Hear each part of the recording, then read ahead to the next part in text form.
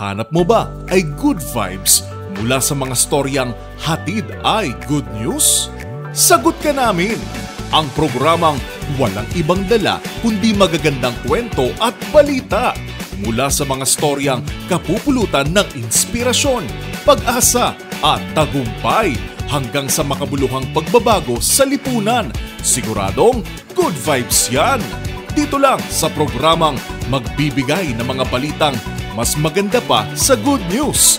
Ang The Better News. Mapapanood mula Lunes hanggang Biyernes, 1 p.m. sa DZRH TV. Panibagong araw na naman para sa mga balitang hatid ay good vibes. Kung malungkot ka, sagot na namin ang mga balitang tiyak na magpapa-feel better sa'yo. Dito, bawal muna ang nega. Dahil live naming ihatid ang positive news sa DZRH TV Facebook, YouTube at DZRH News website. Ako si Rovic Manuel, ang tagapaghatid ng mga balitang mas maganda pa sa good news. Ito ang The Better News. Sama-sama tayo, Pilipino.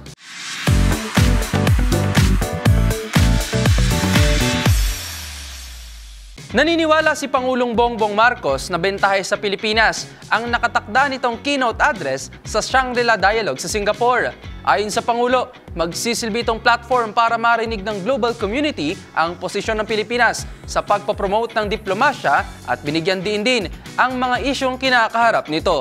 Ang mga detalye sa balitang yan panoorin sa report ni Let Narciso. Binigyang diin ni Pangulong Ferdinand Marcos Jr. ang kahalagahan ng kanyang keynote address sa International Institute for Strategic Studies o IISS Shangri-La Dialogue sa Singapore. Ang IISS ay pagtitipon ng mga leader at defense and security officials. Ayon kay Pangulong Marcos, ang maimbitahan lang sa nasabing event ay malaking bagay na para sa Pilipinas. Nangangahulugan kasi anya ito ng pagkilala sa mga hamong kinakaharap ng bansa, gayon din sa rehiyon at sa buong mundo. Sabi ng Pangulo, mahalagang mailatag sa international audience ang posisyon ng Pilipinas sa depensa at diplomasya at ang commitment nito sa rules-based order at constructive multilateralism sa gitna ng geopolitical tensions sa Indo-Pacific region. Ang West Philippine Sea, napakahalaga na, it's so important to international trade that we can actually say that the stakeholders are no longer limited to ASEAN, Asia, in the Pacific. It really involves the global economy already. And so that is why I think the Philippines' position is going to be important in the decision-making of many of the policymakers around the world. Mamayang gabi na magtatalumpati si PBBM sa 21st edition ng Shangri-La Dialogue. Para sa MBC TV Network News, ito si Let Narciso. Sama-sama tayo, Pilipino.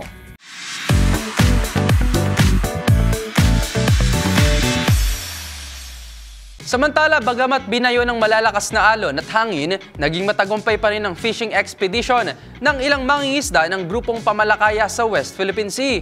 Ito ang masayang ibinalita ni Pamalakaya National President Fernando Hicap na tiniyak na muling magkakasa ng isa pang ekspedisyon para tuluyang maabot ang fishing grounds sa Bajo de Masinloc. Ang mga detalye alamin sa report ni Nico Lopez. Naging matagumpay ang fishing expedition ng Pamalakaya papunta sa Bajo de Masinloc sa Zambales. Ayon kay Pamalakaya National President Fernando Hicap, bigo man silang makarating sa mismong fishing ground, naging matagumpay naman ang kanilang expedition. Sabi ni Hicap, hindi sila nakapagpatuloy sa pangisdaan dahil sa malalakas na alon at hangin, dahilan para bumalik sila sa Pampang. Ginawa ng grupo ng Pamalakaya ang paglalayag upang ipakita ang pagtutol sa 4 na buwang fishing ban ng China at bantang panguhuli sa mga mangingisdang Pinoy sa lugar. Dahil hindi sila nakarating sa aktual na fishing ground, sinabi ni Hicap na susundan pa nila ang ekspedisyon upang marating ang mga pangisdaan sa Bajo de Masinloc. Yes, po. Meron po kami pinaplano na medyo malaki-laki. Yun nga, yung medyo malalaki-laki ng bangka. Kaya lang kailangan diyang pagandaan kasi malaki rin yung gasolinang kailangan, gastos Pero yung mga mangisda po ay handang-handa na tumawa at ipagtanggol, no? Yung ating kanilang mga demokratikong karapatan na malayang makapangisda sa ating pangisdaan. Kung si Hiccup ang tatanungin, dapat nga raw ang mga umaaligid na Chinese sa lugar ang arestuhin dahil sila ang illegal na pumupwesto sa exclusive economic zone ng Pilipinas. Para sa MBC TV Network News, ito si Nicole Lopez. Sama-sama tayo, Pilipino.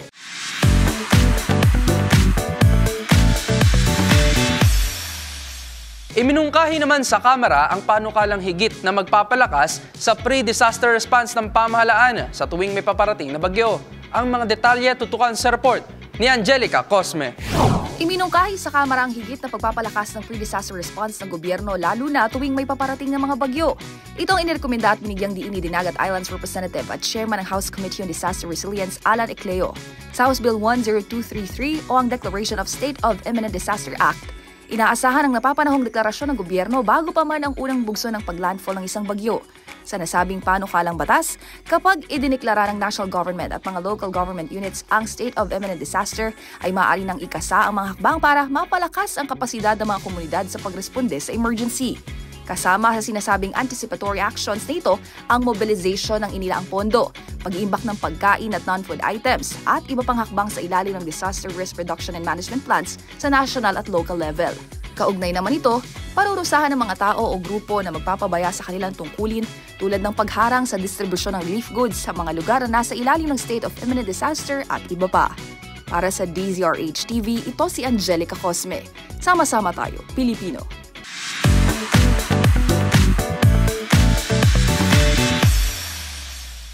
Idineklara na ni Pangulong Bongbong Marcos na Philippine Agriculturist Month ang buwan ng Hulyo bilang pag-alala at pagkilala sa mga magigiting nating kababayan na nasa sektor ng agrikultura. Ang mga detalye tutukan sa report na ito.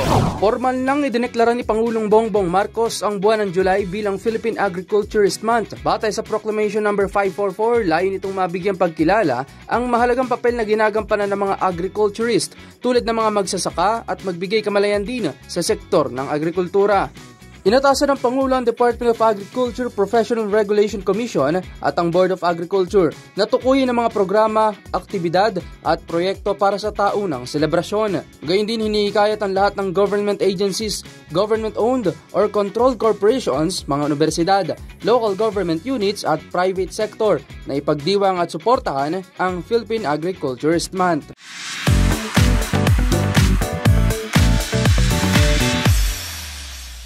Samantala, aarangkada naman sa Hulyo din ang full implementation ng malawakang food stamp program ng DSWD. Ang iba pang detalye sa balitang yan tutukan sa report ni Millie Borja. Ilalarga na ang full implementation ng food stamp program ng Department of Social Welfare and Development o DSWD sa Hulyo. Ayon kay DSWD Undersecretary Edu Punay, naging matagumpay ang 6 na buwang pilot implementation ng programa sa ilang mga lugar sa bansa. Ipatutupad aniya ang programa sa 10 rehiyon at 21 lalawigan, kung saan 300,000 pamilya ang inisyal na target na mabenepisyuhan ng Walang Gutom 2027 Food Stamp Program. Dagdag pa ni Punay na umarangkada na ang validation at registration sa mga benepisyaryo at kumuha na rin sila ng 1,000 validators sa implementation sites.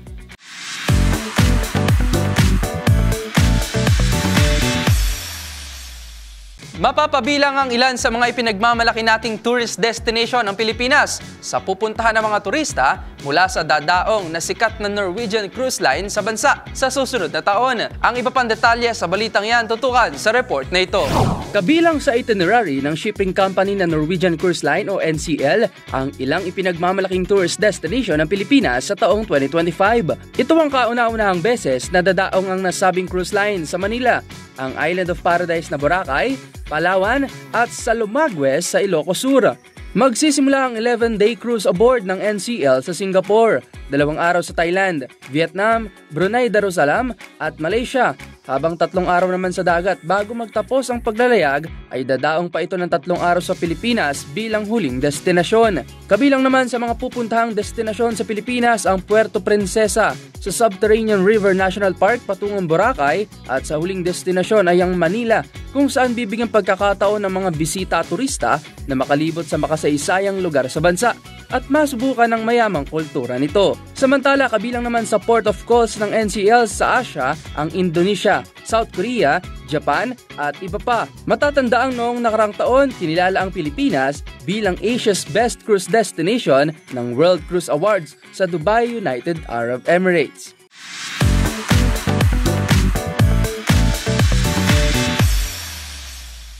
Samantala, nanguna naman ang Quezon City at Makati sa mga lungsod sa National Capital Region bilang top revenues earners noong 2023. Ang buong detalye sa balitang yan, alamin sa report ni Arnold Herrera. Nanguna ang Quezon City at Makati City sa mga lungsod sa National Capital Region bilang top revenue earners noong 2023 kasunod ng pandemya.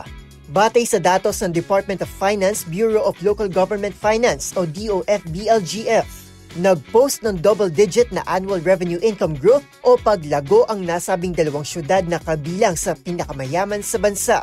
Sa 17 local government units sa Metro Manila, ang Quezon City ang may pinakamalaking naitalang kita na umabot sa 27.41 billion pesos noong 2023. Kasunod ang Makati na may 19.36 billion pesos, Taguig na may 13.54 billion pesos, na sinundan ng Pasig City na may 13.13 billion pesos at Manila City na may 12.43 billion pesos.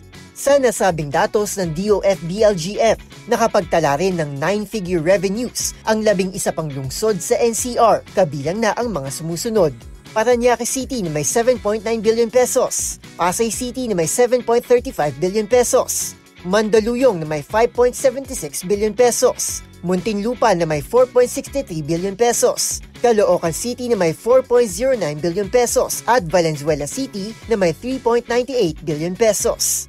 Sinundan naman ito ng Las Piñas City, San Juan, Marikina, Malabon, Navotas City at Pateros. Para sa DZRH TV, ito si Arnold Herrera. Sama-sama tayo, Pilipino.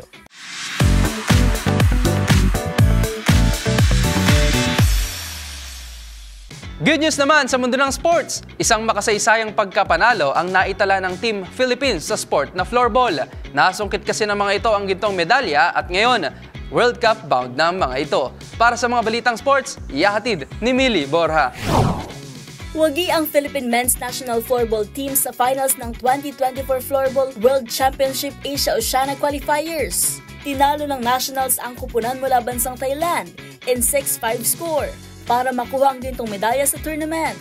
Sa 53rd minute ng laro, pinakawalan ni Lucas Berrillos ang game-winning goal para sa Pilipinas sa tulong ni Al Mendoza.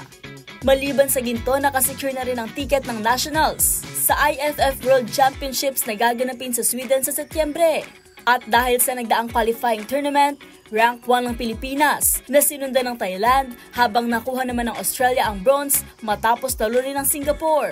At yan ang mga latest updates sa mundo ng sports. Para sa DZRH TV, ito si Millie Borja, sama-sama tayo, Pilipino.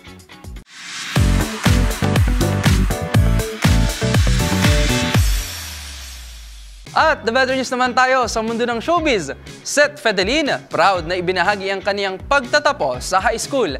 Ang mga detalye sa mundo ng showbiz, iyahatid ng ating showbiz angel. Bumuhos ang pagbati para sa aktor na si Seth Fedelin na nagtapos sa high school. Sa isang Instagram post, proud na ibinahagi ng 21-year-old Kaden ng Ginto Star ang ilang kuhang larawan mula sa kanyang nagdaang graduation na may caption na hindi ko nakalimutan ang una kong pangarap. Graduate si Seth sa Jesus Son of Mary Academy. Makikita rin sa naturang post ang ilang gifts na natanggap nito bilang pagbati sa kanyang achievement kung saan di nagpahuli ang kanyang ka-love team na si Francine Diaz. And speaking of tambalang Francet, ang dalawa bibida sa pelikulang My Future You. Para sa DZRH TV, ito po ang inyong showbiz angel Angelica Cosme. Sama-sama tayo, Pilipino.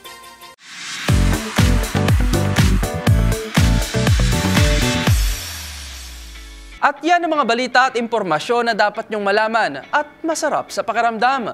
Naway na pa-feel better namin kayo sa mga balitang inihatid namin ngayong araw.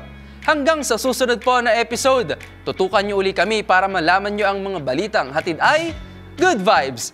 Para naman sa ating mga live streamers sa website, kung may gusto kayong i-share na nakaka-good vibes din, i-comment nyo na yan sa ating comment section. Tandaan, laging mas maganda ang mga araw. laging mas magandang mood sa pagharap sa buhay kung alam mo ang The Better News. Para sa DZRH TV, ito si Rovic Manuel. Sama-sama tayo, Pilipino.